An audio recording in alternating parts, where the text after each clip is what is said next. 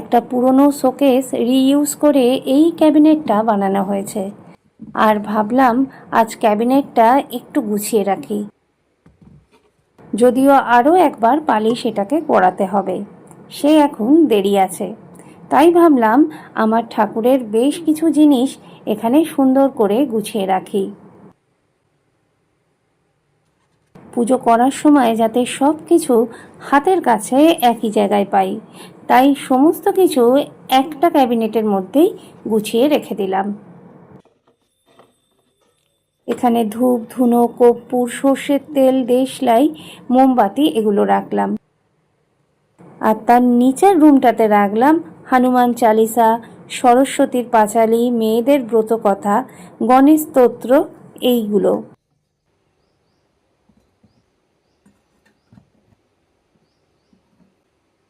আমার কাছে বেশ অনেক ধরনের প্রদীপ রয়েছে, বিভিন্ন ফেস্টিভ্যালে এক একটা জ্বালাই।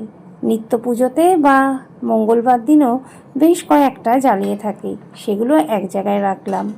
ঠাকুরকে স্নান করানো, ঠাকুরের খাবার বানানোর জিনিসগুলো এক জায়গায় রাখলাম।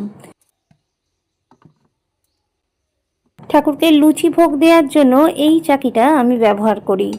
আর তার সাথে পাথর বাটি, কাঠের বাসন আর হাতা, খুন্তি, ঝাঁঝরি, ছুরি এবং পিলারটা এখানে রাখলাম।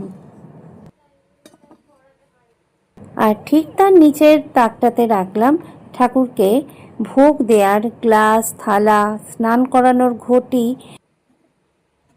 আর তার নিচে রাখলাম ছোট ছোট আমার দুটো কোষাকুষি আছে, তার সাথে রাখলাম শঙ্খ আর ঘণ্টা।